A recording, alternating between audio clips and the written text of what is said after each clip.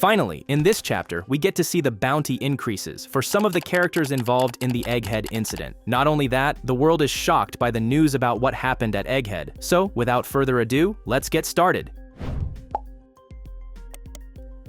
Let's kick things off with the cover story. This week's cover features a surprising scene. Someone steals Yasui's sword while Yamato and Tama are sleeping. Next up, we catch a glimpse of the other Straw Hats as they head towards Elbaf. However, there's an air of uncertainty, and it's unclear if they'll reach their destination without any interruptions, especially given the developments later in the chapter. A major twist unfolds through a shocking newspaper headline, falsely claiming that Luffy killed Vegapunk and destroyed Egghead Island with the help of giant warriors. While readers know this isn't true, the world is unaware, and this misinformation is set to cause chaos among the Marines, the world government, and Luffy's allies. The distortion of information adds tension, raising the question of who is behind this false report, whether it's the world government or Morgan itself. Now, one of the most exciting reveals in this chapter comes with the bounties of our favorite giant warriors, Bragi and Dory. It turns out that both of them now have bounties of 1.8 billion berries each. Let that sink in for a moment. These two giants, who have been living peacefully in Little Garden, are suddenly thrust back into the world stage with massive bounties. What could have caused this sudden spike? Perhaps their involvement with Luffy or something related to the upcoming conflict in Elbaf.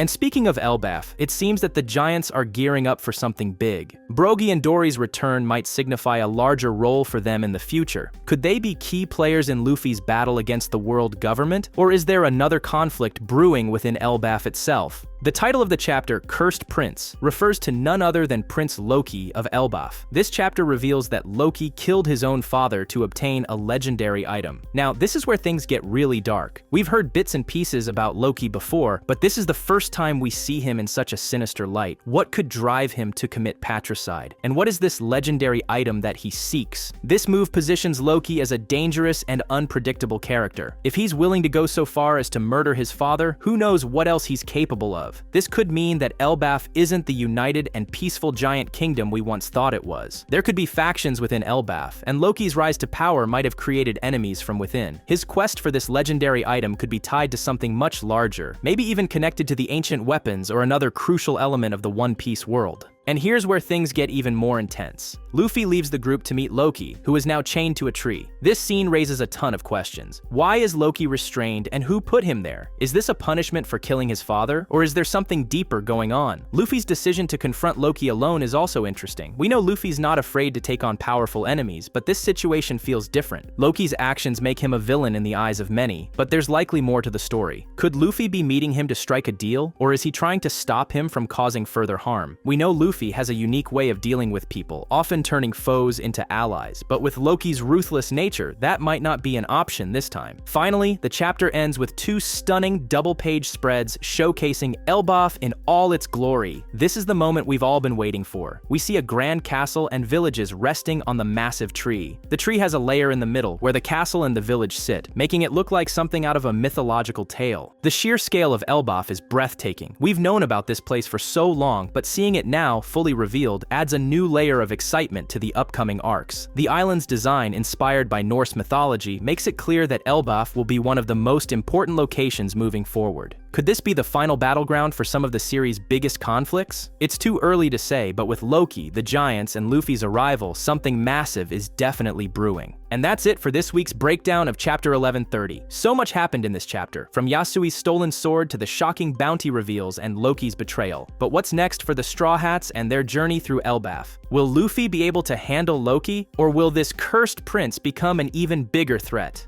Let me know your thoughts and theories in the comments below.